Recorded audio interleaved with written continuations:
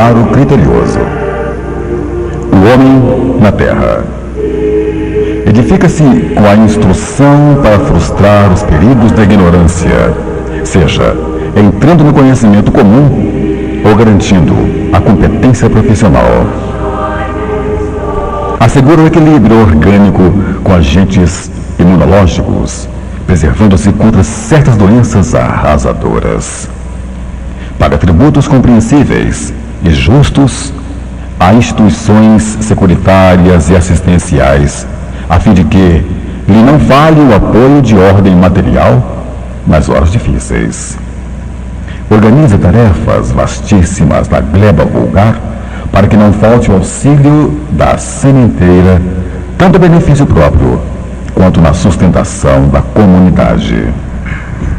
Institui recursos no trânsito com sinalização especial, de modo a prevenir desastres e definir responsabilidades nas ocorrências infelizes da via pública. Despende fortunas enormes com o exclusivo propósito de salvaguardar o êxito em determinadas realizações científicas.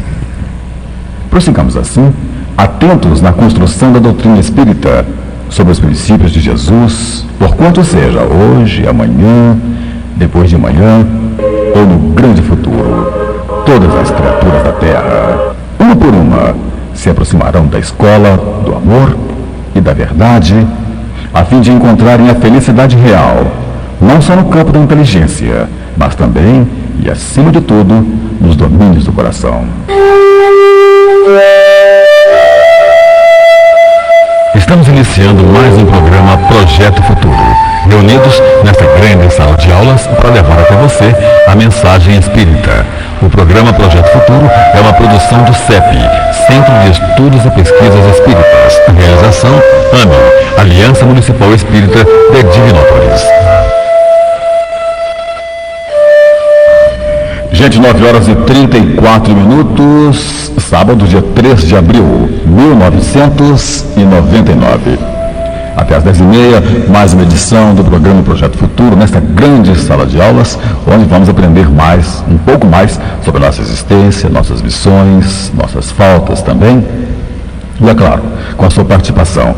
222-0001 e também 222-0002. Você participa conosco fazendo suas perguntas, né? Vamos tirar as suas dúvidas aí e pode fazer também as suas observações. Às 10h30 teremos o sorteio aqui do livro Jesus, Nem Deus, Nem Homem, de Guilherme Ribeiro. Só ligar para cá e participar conosco, repetindo, 222-0001 e também 0002. Pode ligar e participar durante todo o tempo, que vai ser um prazer para a gente estar com você do outro lado e também fazer as suas perguntas, né? Hoje estaremos conversando com Vicente Cardoso, presidente do CEP, Centro de Estudos e Pesquisas Espíritas, a respeito do tema Penas e Gozos Futuros. Vicente, bom dia. Bom dia, Alisson. Bom dia, ouvintes da Rádio Minas. É um prazer muito grande estarmos aqui no Projeto Futuro neste sábado. E dizer a todos que é muita felicidade para nós participar novamente desse programa que tem sido realmente para toda a nossa região oeste de Minas um modo de poder nos informar e informar também a toda a população com respeito a esses assuntos tão bonitos que a doutrina espírita nos traz em tempos de hoje. É um prazer muito grande para mim. Inclusive, nós temos dois temas hoje, né, Vicente? Não só Penas e Gozos Futuros, como é a nossa primeira parte, como também vamos falar aí a respeito da Páscoa, que amanhã já é o domingo de Páscoa, né? Com certeza, Alisson. Gente, são 9h36. É a nossa primeira parte, Vicente. Penas e Gozos Futuros. A gente, na realidade, essas questões dos leigos, né, a respeito de doutrina espírita, de não saber por que estamos aqui, como estamos aqui, se vamos pagar ou se não vamos pagar alguma coisa depois ou antes. Né? Verdade. Então essa é a questão de penas e gozos futuros da nossa primeira parte.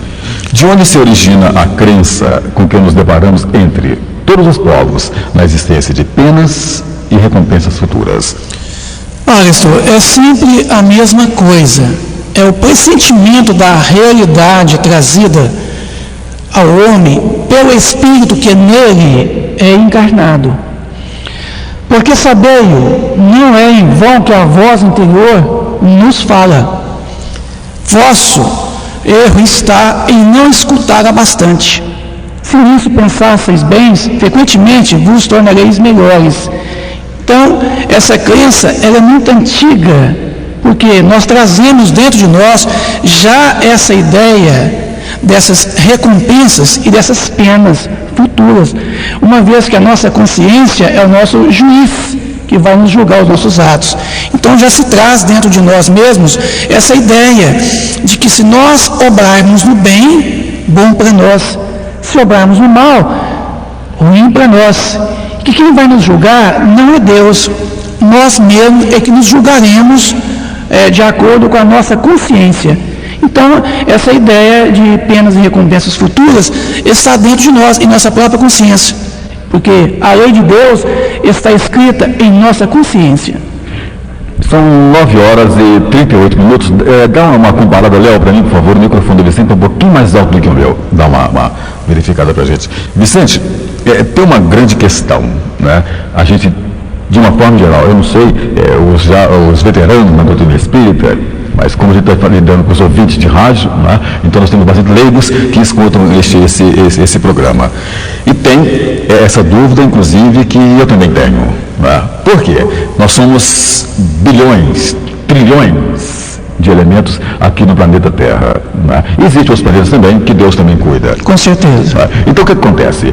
A nossa maior preocupação em às vezes estar fazendo coisas erradas, né, sabendo que estamos fazendo coisas erradas, e por que Deus vai me castigar, a mim ou a ele, ou deixar de castigar? Será que Deus se preocupa com todos nós, com cada elemento? Deus se ocupa pessoalmente de cada homem, essa é a questão. Não é ele muito grande, nós muito pequeninos, para que cada indivíduo em particular tenha a seus olhos alguma importância?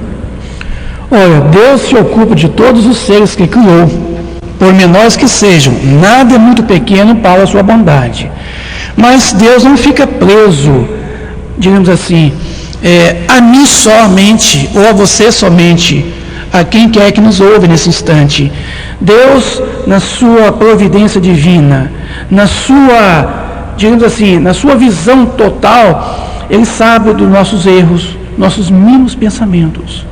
Então, Ele não se ocupa pessoalmente de cada homem, porque, como você mesmo disse, há trilhões, quatrilhões e tudo mais, trilhões por aí, de almas, de espíritos. Então, se ele fosse ocupar pessoalmente de cada um de nós, como que ele haveria realmente de governar todo o universo? Então, ele tem sim uma preocupação com todos nós, ele sabe de tudo o que acontece com cada um de nós, mas ele nos dá de igualdade, Ele nos dá de conforme o nosso merecimento. Como eu disse ainda há pouco, a sua lei está escrita em nossa própria consciência. Então, nesta hora é que nós nos coloquemos na condição de poder receber mais ou menos de acordo com aquilo que nós estamos realizando, estamos fazendo neste mundo de hoje. Então, aí fica a questão que Deus, uma vez vendo tudo, percebendo tudo pela sua onipotência, pela sua onipresença, é claro e evidente de que Ele sabe de tudo que nós precisamos, de tudo que nós estamos fazendo, mas Ele já colocou em cada um de nós, em potencial, tudo aquilo que nós realmente precisávamos, aqui, nessa atual existência. Cabendo a cada um de nós, Aliston, voltarmos para dentro de nós mesmos e verificar que todo esse potencial existe já em nós, de forma latente, precisando simplesmente trazer de dentro para fora e aplicarmos no dia a dia, em nossa vida, o que nós realmente precisamos e haveremos de ser e de fazer no dia a dia. Então, na verdade, essa onisciência de Deus é muito importante. Ela realmente existe, tá? Mas Ele não se ocupa exclusivamente para um, para outro e não para os demais. Então, Ele não age de forma, digamos assim, parcial. Deus não age de forma parcial conosco. Ele é imparcial, digamos assim. Logo, Ele vê todos da mesma forma. A gente, no Livro dos Espíritos, as pessoas que leem, têm lido ou vão ler o Livro dos Espíritos, vão deparar com o texto, com a parte, lei de causas e efeitos, que é lindo. Com certeza. Que é maravilhoso. Aliás, o livro dos Espíritos, um do Pentateuco, um dos livros, né, do Pentateuco kardeciano, é fortíssimo. Seria a base, né? Seria a base, pelo que ele diz. Não seria bem a base, seria a estrutura, a espinha dorsal de toda a filosofia espírita. Porque no livro dos Espíritos está todas as outras demais obras. Esse livro dos Espíritos seria realmente essa espinha dorsal, seria o arcabouço, né, de toda a doutrina espírita. Então, ele faz parte sim da base, mas ele não é unicamente a base, ele faz parte. Tendo em vista aqui que a gente, no plano espiritual, né, nos preparando para a reencarnação, sabemos tudo o que vai acontecer, né? Só apaga-se um pouco, eu digo um pouco, porque vagamente nós temos lembranças, eu já estive aqui, eu já vi essa pessoa, não é isso? A gente lembra disso. O déjà vu. Não é verdade? Então tá, mas não será necessário que Deus reflita em cada um dos nossos atos para nos recompensar ou punir, Vicente? Não. Porque Deus não julga os nossos atos, somos nós mesmos o juízo e juiz de nossos atos. Vivemos dentro de uma lei universal, a lei de causa e efeito. Diz a lei a cada um segundo as suas obras. Então, esse pensamento, ele foi muito assim, Jesus Cristo sempre mencionou a cada um segundo as suas obras, estabelecendo que no universo existe essa lei universal, a lei de causa e efeito. Essa lei faz com que a lei de Deus, já escrita em nossa consciência, age por si só. Então, quando nós erramos, somos nós mesmos que vamos nos julgar ou nos absorver, quando somos o quê? Injustiçados. Então, pode o mundo inteiro, Ariston, nos condenar. Mas se a nossa consciência nos absorve, é o bastante.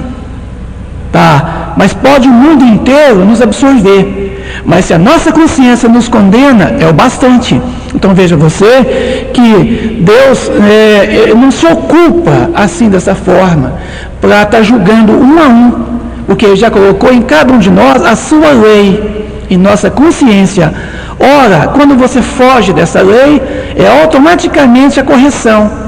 Quer dizer, a lei de causa e efeito faz com que logo você já busque o processo de reeducação, que é justamente sofrendo as expiações e provas para o futuro.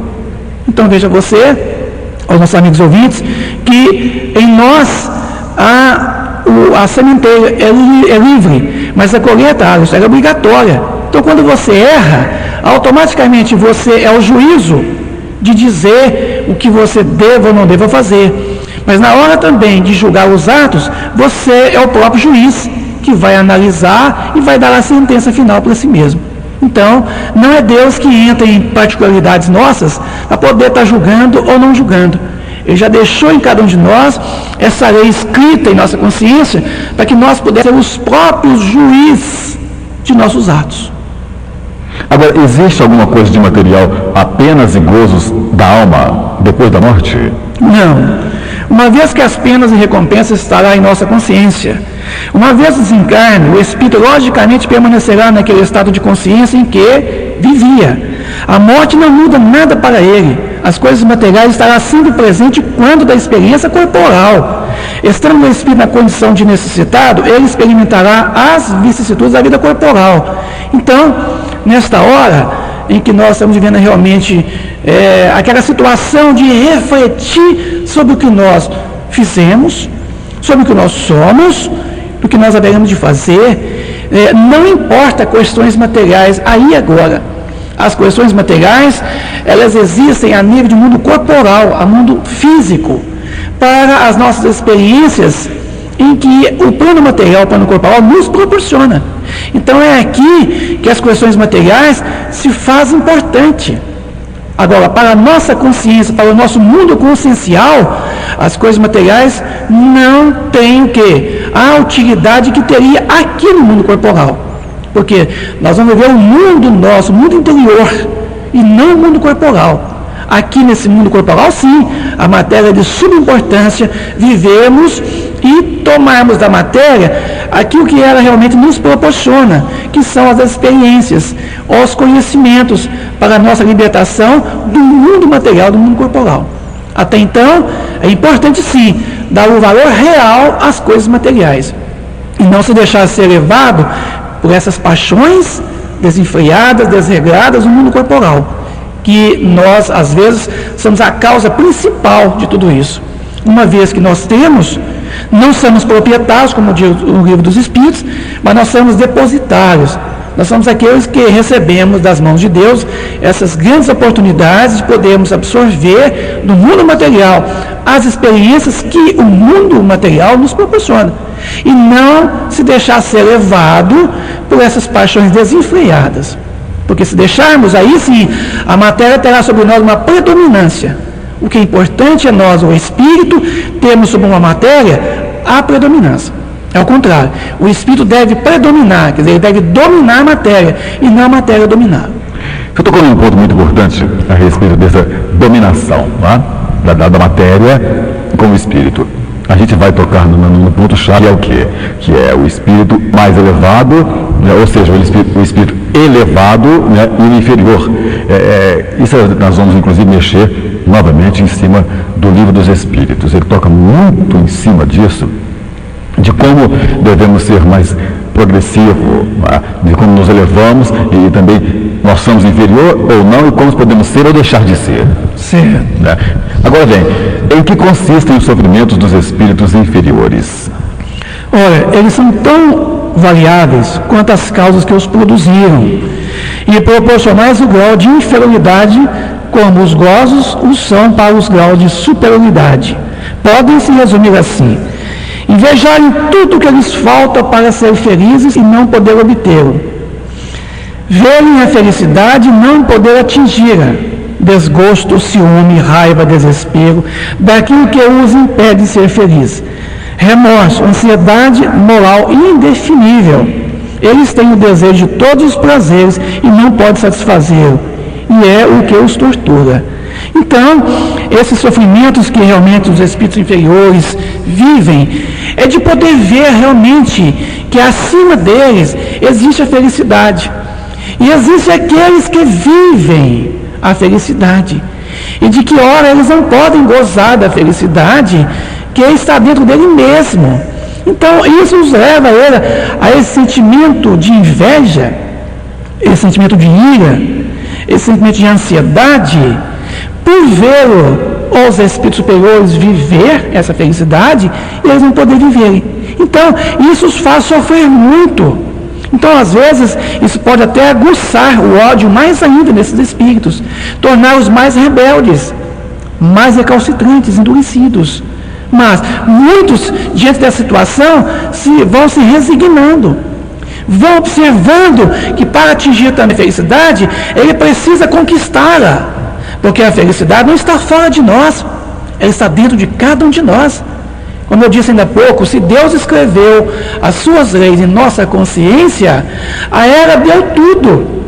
Toda a felicidade desse mundo está dentro da gente, não está fora. Quantas pessoas querem buscar a felicidade fora de si, uma vez que ela encontra dentro de si mesmo? Então, todos nós podemos ser felizes. E haveremos de ser sempre felizes na medida em que nós buscarmos no fundo da nossa consciência essa felicidade que nela está implícita, que Deus nos colocou no ato da criação. Deus jamais nos criou para sermos infelizes. Deus nos criou simples e ignorantes, mas perfectíveis, quer dizer, tendenciosos ao crescimento espiritual, saindo da barbárie, saindo da ignorância, para irmos o quê? A nossa conscientização, quer dizer, a tomada de consciência de que nós somos espíritos felizes. Então, essa felicidade que, ora, muitos espíritos não vivem, é porque não quiseram, não querem viver. Basta querer ser feliz e seremos felizes o tempo todo. Agora, em que consiste a felicidade dos bons espíritos? Conhecer todas as coisas, não ter ódio, nem ciúme, nem inveja, nem ambição, nem qualquer das paixões que fazem a felicidade dos homens.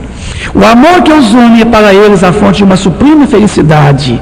Eles não experimentam nem as necessidades, nem os sofrimentos, nem as angústias da vida material. São felizes do bem que fazem. De resto, a felicidade dos espíritos é sempre proporcional à sua elevação. Só os espíritos puros gozam, é verdade, uma felicidade suprema, mas todos os outros não são infelizes.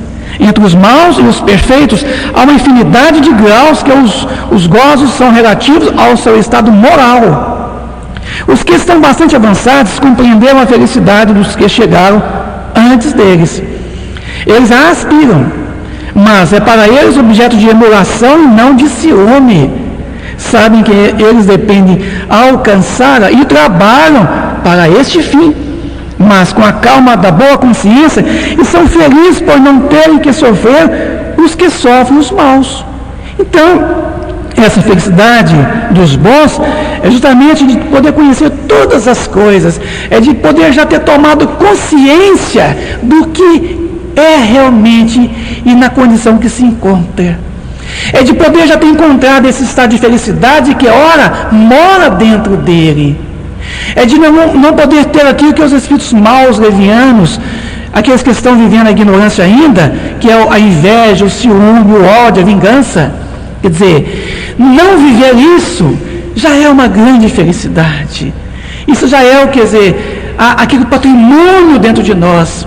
Não viver realmente as coisas más já é uma grande felicidade para nós. Isso é que é importante para todos nós, espíritos.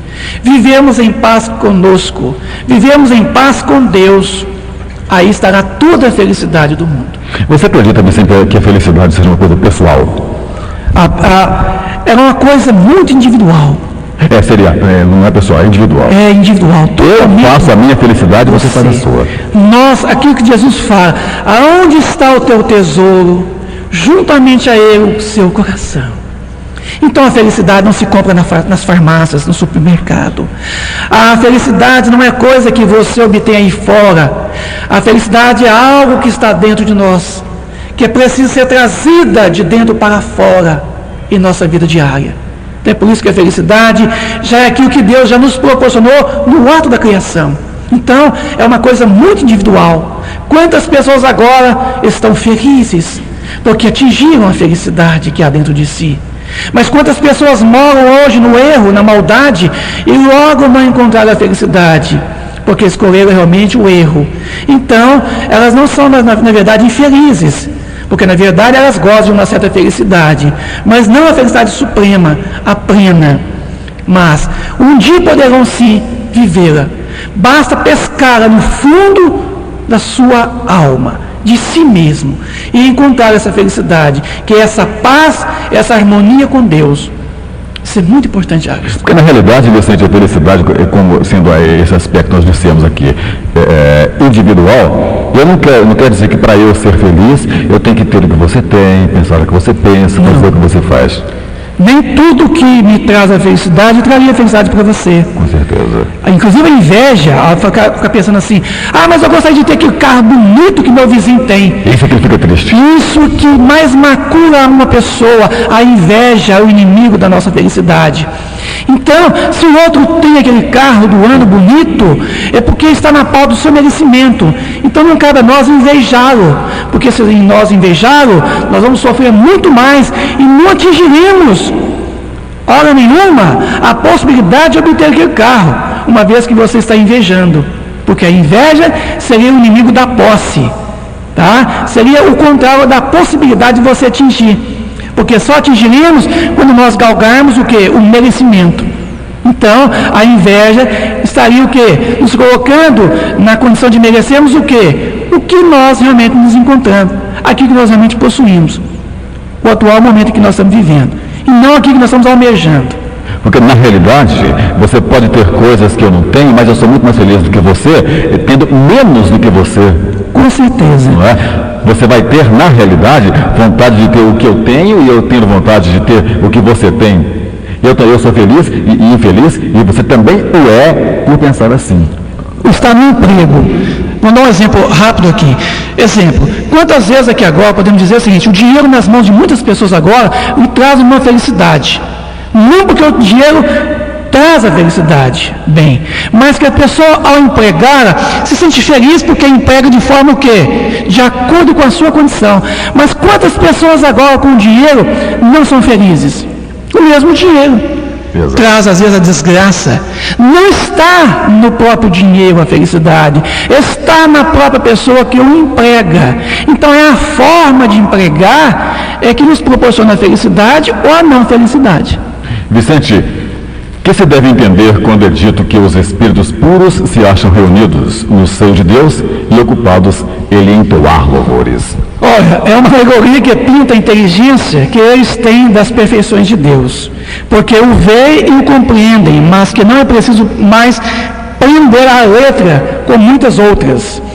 Tudo na natureza, desde o grão de areia, canta, quer dizer, proclama o poder, a sabedoria e a bondade de Deus. Mas não creais que os espíritos bem-aventurados estejam em contemplação durante a eternidade, pois isso seria uma felicidade estúpida e monótona. Seria mais do que egoísta, uma vez que a sua existência seria uma inutilidade sem termo. Eles não têm mais as tribulações da existência corporal, já é um gozo. Aliás, como dissemos, eles conhecem e sabem todas as coisas e aproveitam a inteligência que adquiriram para ajudar o progresso dos outros espíritos. É sua ocupação e, ao mesmo tempo, um prazer. Então, na verdade, os espíritos felizes, Aliston, não é bem como diz, que eles vivem, eles se acham reunidos no seio de Deus. E os culpados não. Todos nós nos encontramos no seio de Deus.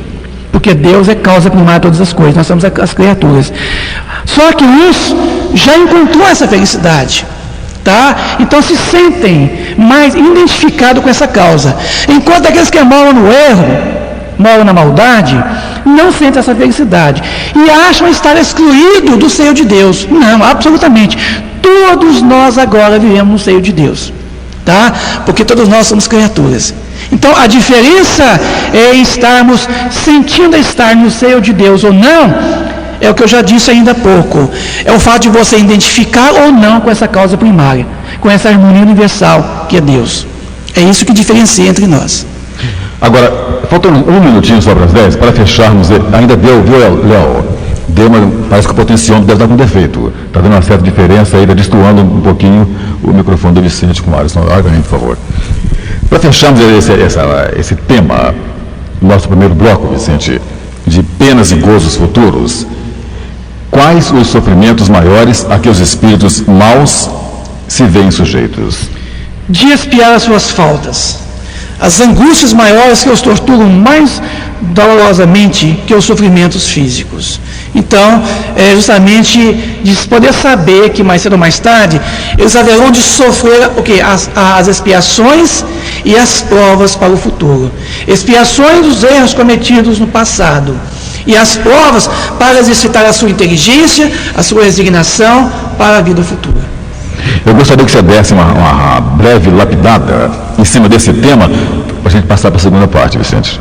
Olha, é importante dizer, amigos ouvintes do Projeto Futuro, que a condição de felicidade ou de infelicidade que ora nós achamos existir em nós, são estados passageiros, são estágios em que nós estamos vivendo a ignorância ou a não ignorância.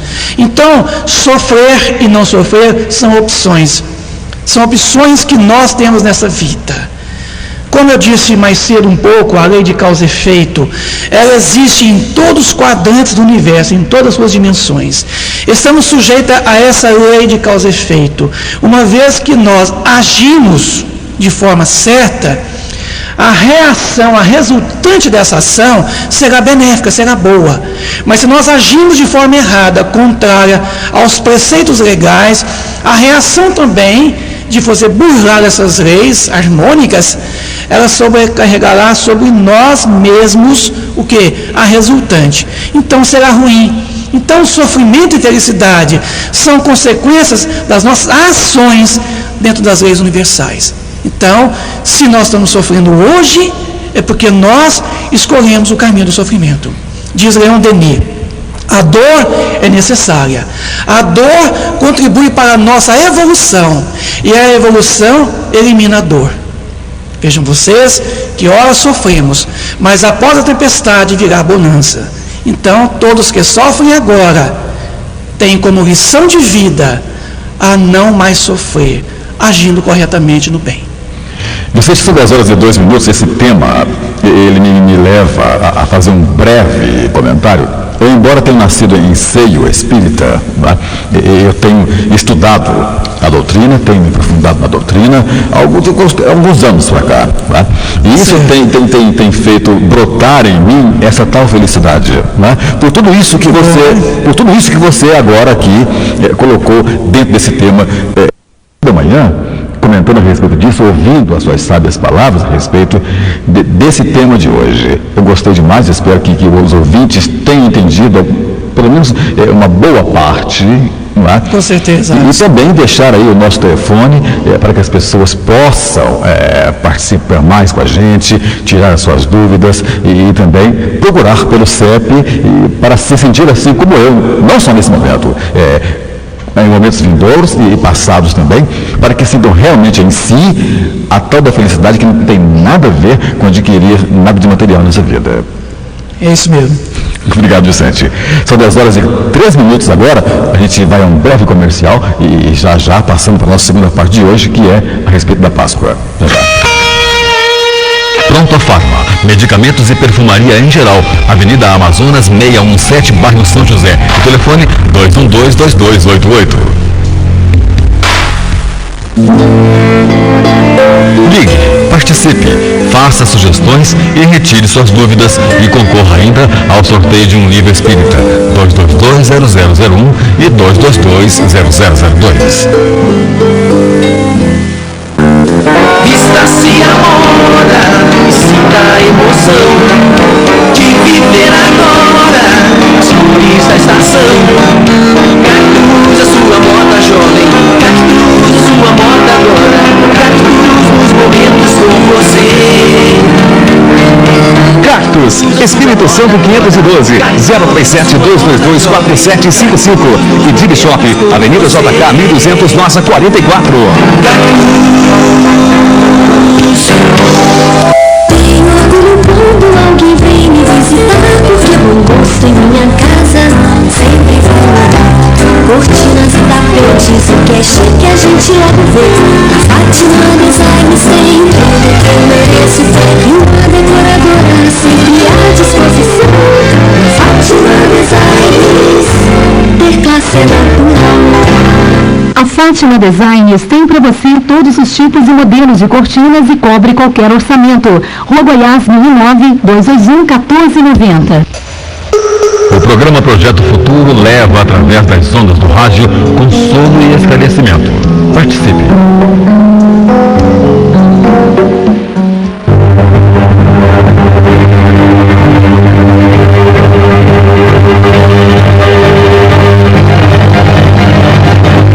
Você sabia? Deus, por estar acima de todas as coisas, não deve suportar nenhuma vicissitude e não ter nenhuma das imperfeições que a imaginação pode conceber. Ele é eterno, é imutável, é imaterial, é único, é todo-poderoso, soberanamente justo e bom. Se não tivesse todos esses atributos, deixaria de ser Deus.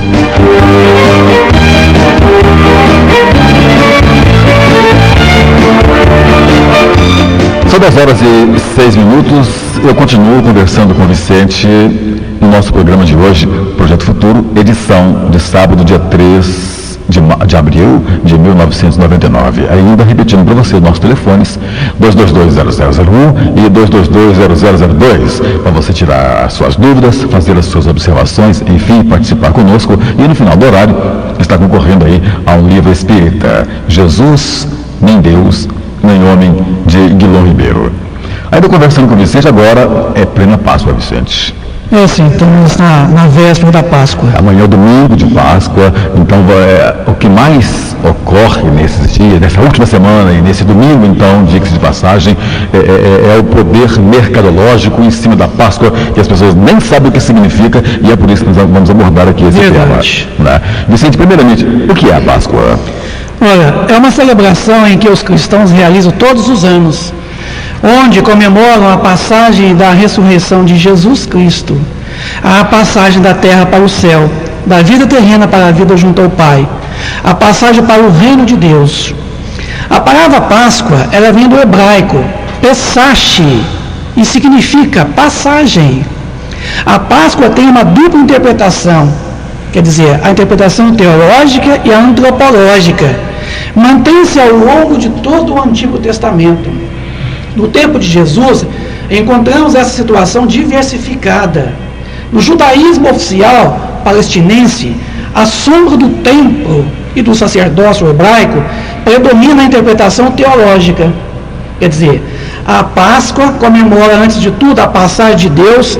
Há um texto muito interessante no livro Êxodo, capítulo 12 da Bíblia, que diz o seguinte, que Deus conversou com Moisés e Arão, chamando ele, dizendo o seguinte, que eles deveriam, naquela noite, se abrigar dentro de suas casas e tomar uma ovelha ou um cabrito e matá-lo, comê-lo, ceá-lo, durante aquela noite, e com sangue pintar as suas portas, marcar as portas de suas casas com o sangue dessa ovelha, e comer essa carne, e que naquela noite, esse Deus, ele viria o quê? Matar todos os primogênitos não de Israel, e que todos aqueles israelenses deveriam se proteger naquela noite. Então, o que aconteceu é que, nesse exato instante, houve a primeira simbologia da Páscoa, quando esse Senhor, esse Deus, disse a Moisés e Arão, que naquela noite eles deveriam cear aquela carne que ele sacrificou o animal. E que uma vez que ele, ao passar, essa passagem dele pela periferia, e que ele viria sacrificar todos aqueles primogênitos, e se só salvaria esses israelenses que estavam abrigados ceando. Então, é o primeiro símbolo da Páscoa, tá? Essa Páscoa judaica, essa Páscoa em que esse Deus de Moisés, de Arão, ele viria passar, quer dizer, passagem por aquelas casas, sacrificando então os primogênitos.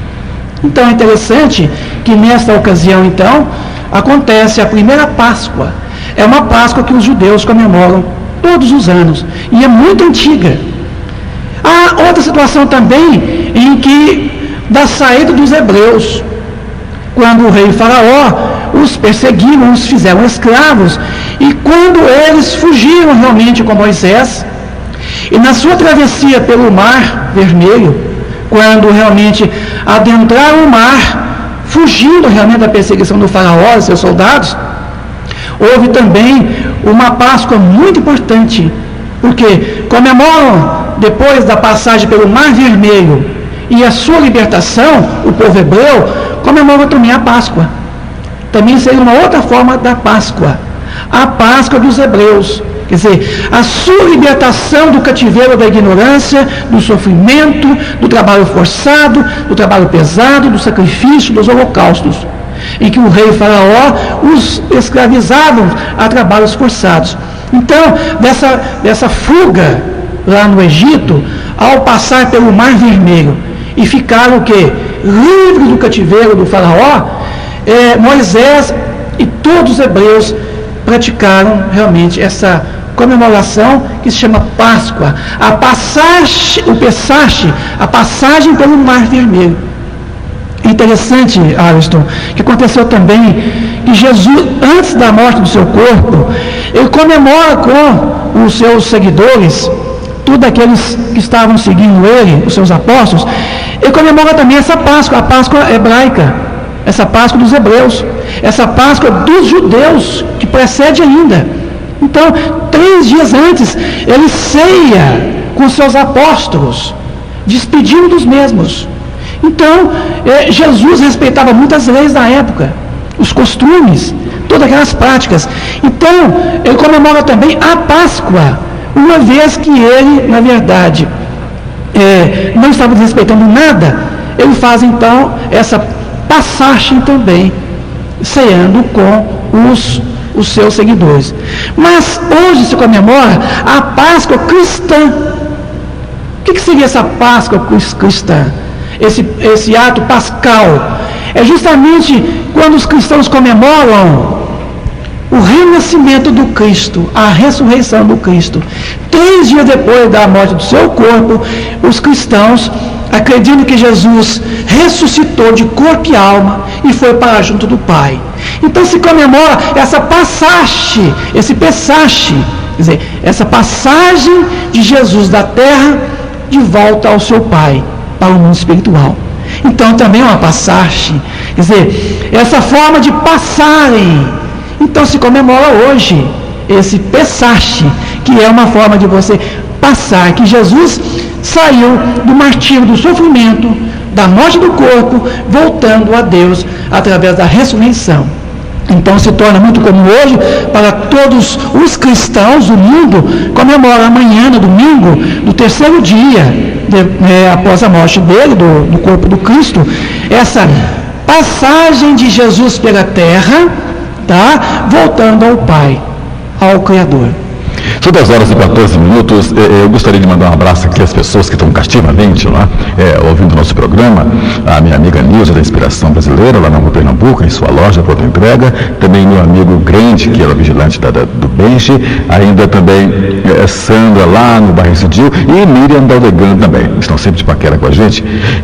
Então está a questão aqui, Vicente. Por que a igreja comemora a Páscoa como sendo a ressurreição de Jesus Cristo, sabendo que ela era uma festa que os hebreus comemoram a sua libertação?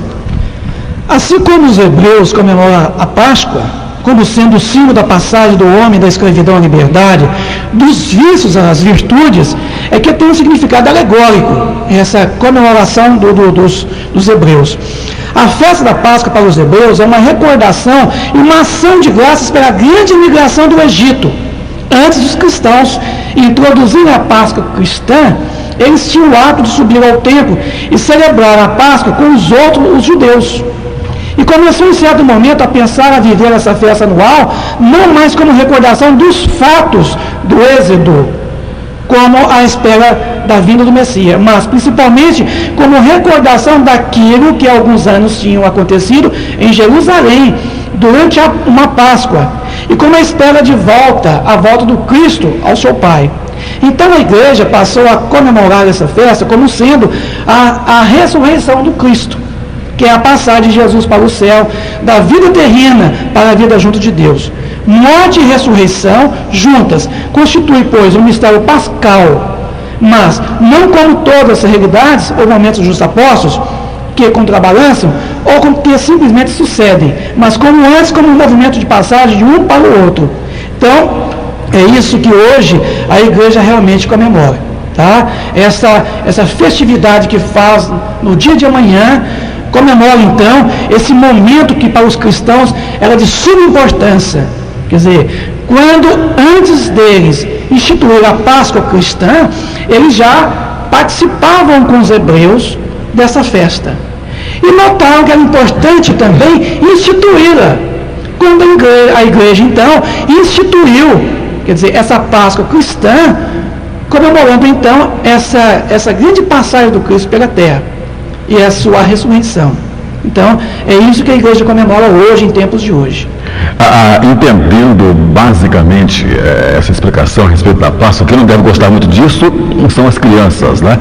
Porque haja visto que não tem nada a ver com a Páscoa, vem aí os ovinhos de Páscoa. Já o primeiro é aquele que eu falei no princípio, a mercadologia. O pessoal vai ganhar mercantilismo, né? Então, o que tem a ver, Vicente? Por que a simbologia do ovo e do coelho? Olha, o ovo é uma simbologia de vida nova, de vida que está para nascer. É um símbolo de começo. Daí a sua associação à Páscoa. A ressurreição de Jesus também indica o princípio de uma nova vida, a redenção da própria humanidade e a promessa de um futuro cheio de alegria e felicidade para os que têm fé e esperança. No caso, temos o coelho também, que é um dos símbolos.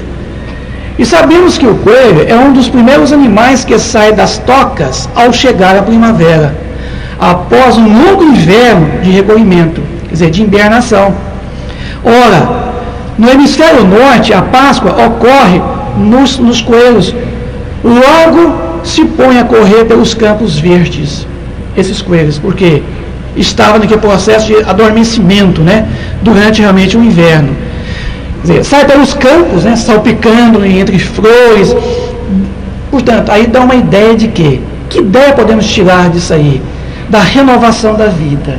Quer dizer, parecia estar mortos os coelhos. E de repente, ele sai das tocas, sai salpicando, pulando aqui e ali entre as flores, demonstrando o seguinte, uma forma de renascimento. Então, quer dizer, além disso, os coelhos são animais que se reproduzem com extrema facilidade, com grande quantidade. Vem daí também a identificação com uma vida abundante, um processo de restauração, um ciclo que se renova todos os anos. O coelho simboliza a fertilidade. E é isso exatamente que relembra na Páscoa, a ressurreição de Jesus, que traz consigo um novo tempo de paz e de esperança a toda a humanidade. Então veja você, Alisson, que associaram-se o símbolo do ovo, como sendo o quê? O símbolo da vida nova, da vida prestes a se fazer. O coelho, do renascimento, o renascer, o renovar, o tornar a viver, porque uma vez que estava hibernado, ali ele estava sob um sono profundo, durante o período do inverno, e quando surge a primavera, ele sai da toca. Então tudo isso simboliza que a Páscoa para muitos de nós, dentre eles os cristãos, na maioria deles, nem todos, a Páscoa simboliza renascimento, oportunidade de se renovar, oportunidade de se tornar novo. Então a isso foi colocado o símbolo do ovo e do coelho. Só que muita gente tiraram daí grandes proveitos. Daqui a pouco a gente vai falar por que realmente colocaram esse ovo na Páscoa, esse símbolo do coelho na Páscoa. O espírita, Vicente, de uma forma geral, ele tem uma visão diferente da vida, de festas, de tudo o que acontece nesse mundo mudado. E os espíritas também comemoram a Páscoa? Não realizamos a celebração da Páscoa pelo fato de ela ser um simbolismo em que comemora a ressurreição do Cristo. Primeiro que não aceitamos a ideia da ressurreição, por ela ser desprovida de fundamento para nós. Para nós, somente a reencarnação é racional. A ressurreição não faz sentido racional, lógico. Então, não aceitamos a ressurreição na forma em que ela é dita pela maioria dos cristãos. Tá? Segundo, que a doutrina espírita não adota simbolismo, dogmas e celebrações. Por isso, não realizamos esta festa todos os anos. E essa data não é significativa para nós. Terceiro, que o que é mais importante para nós não é a partida do Cristo daqui para Deus, mas o que mais marcou para nós é a vinda do Cristo a nós. É o que é mais importante, porque a sua vinda é que veio o seu legado, todos os seus ensinamentos para nos libertarmos dessa condição de inferioridade a espíritos herdeiros do Pai eterno. Então, o que é importante para nós não é a partida do Cristo para junto do Pai, mas a sua vinda do Pai para junto de nós. É isso que nós hoje comemoramos, é de suma importância para nós, os espíritas, em que a doutrina espírita nos mostra que a sua vida que é importante, porque ele nos legou, nos deixou todo aquele código ético, de moral, para que nós pudéssemos galgar, caminharmos junto às suas pegadas a Deus, nosso Pai. Agora, atualmente a Páscoa não tem tomado uma conotação mais mercantilista do que um sentimento religioso, então dividindo as coisas. Aliás, nem seria dividindo, né? Tomando direções opostas. Está havendo uma predominância, né? Exato. Uma onipotência do mercantilismo, do capitalismo ferrenho. O que temos visto é que a Páscoa tornou-se um meio de vida para muitas pessoas, que aproveita do simbolismo para explorar as pessoas desinformadas e desavisadas. A celebração da Páscoa perdeu o seu sentido religioso e tornou um mercantilismo, quer dizer, esse mercado, esse ismo de mercado, quer dizer, vulgarizou até no próprio mercado. Por quê? Porque dominou esse mercado. Os shoppings hoje estão abarrotados de ovos de chocolate, tá? despertando para o consumismo desenfreado.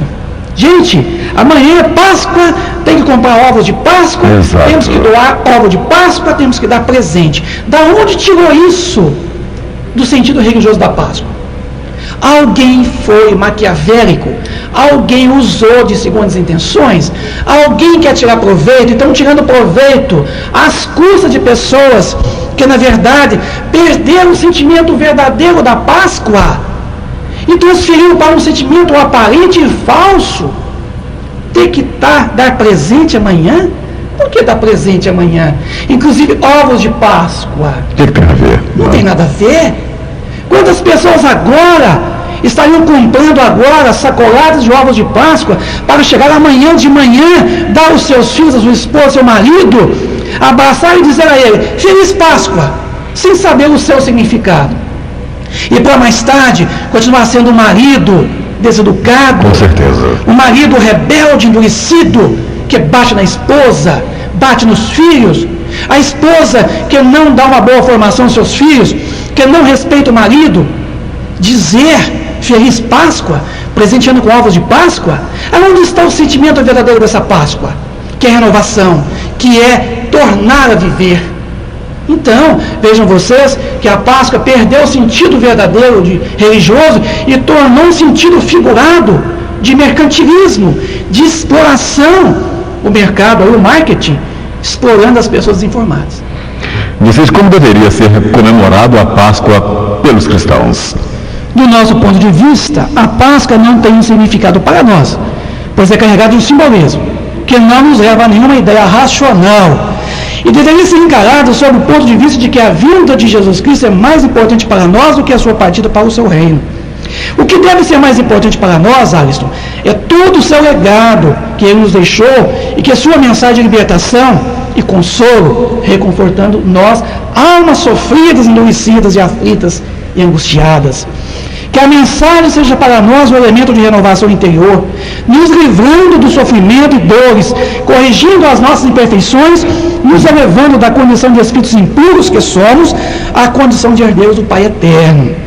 Que os cristãos deveriam aprender a se amarem, que é o maior significado, o significado mais verdadeiro da Páscoa. Que nesse dia deveriam comemorar o homem novo e não a simbologia de vida nova, baseada na ressurreição de Jesus Cristo. Aproveitar a oportunidade de que temos de se transformar dentro de um modelo de espírito puro, perfeito, de que nós temos em potencial, e buscando a nossa renovação interior, esforçando dia a dia na busca do homem novo que haveremos de ser e fazendo a vontade de Jesus, que é o mais importante. Respeitando muito a opinião das pessoas, quer dizer, as suas crenças, seus credos, mas preferimos dizer aos amigos ouvintes que amanhã esse simbolismo que nós carregamos de muito tempo seja para nós transformado num sentimento profundo. Que amanhã, amigos ouvintes, a Páscoa seja para nós esse momento de despir o homem velho que há dentro de nós. Esse homem carrancudo, esse homem vestido de um traje sujo, que é o egoísmo, a vaidade e o orgulho, e vestir o homem novo, como dizia Paulo de Tarso, despir o homem velho e vestir o homem novo. Desculpe. E não é o chocolate, não, deve ser. Vestir esse homem novo, o homem que há dentro de nós, tá? Amanhã é um momento importante para que nós realmente possamos reconciliar com os nossos semelhantes, com os nossos algozes, com aqueles os quais nós o ofendemos ou que ele nos ofendeu. A maior Páscoa que nós faríamos amanhã é perdoar aquele que nos ofendeu ontem, é reconciliar com ele, é renascer com ele, perdoando, amando os nossos familiares, os nossos parentes, amigos, o nosso patrão, os nossos empregados, amar as pessoas como nós nunca o amamos. Amanhã é essa grande oportunidade, Alisson, para que nós comecemos a amar, se ainda não aprendemos a amar. É nos transformarmos, buscar dentro de nós essa força e que esse amor do Pai Celestial, como Ele nos ama, amar o próximo.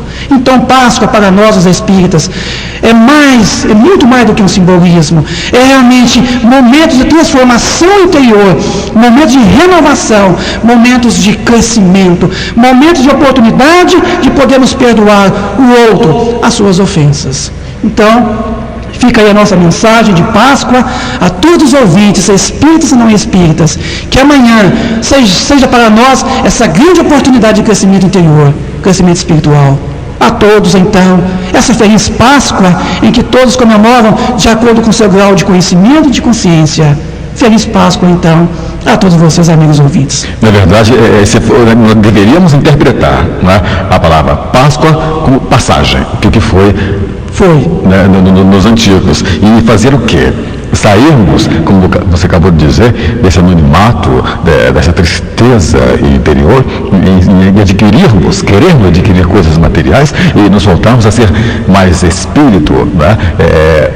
Seria mais edificados, mais evoluídos. Justamente. Né? Vicente, muito obrigado. Tá? Vou passar para uma lista de participantes para você escolher. Hoje nós temos vários participantes aqui. Com certeza. Nós estamos aqui agora pleiteando aqui a nossa companheira Eliana Pereira, do bairro Espírito Santo. Deixa eu cifrar aqui, né? Eliana Pereira, e agradecer pela sua participação, Eliana, do bairro Espírito Santo, e todos também, né? Do bairro Niterói, Jardim Oliveira, Quintino, Santa Rosa, e onde você estiver, tendo participado conosco em mais uma edição do programa Projeto Futuro.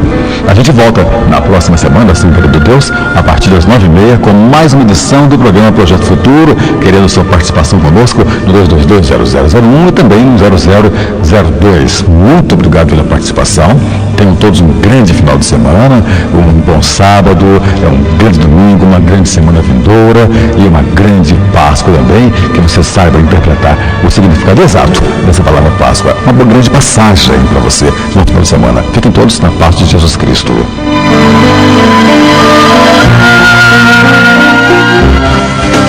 ZYL 204, Rádio Minas AM, 1140 kHz.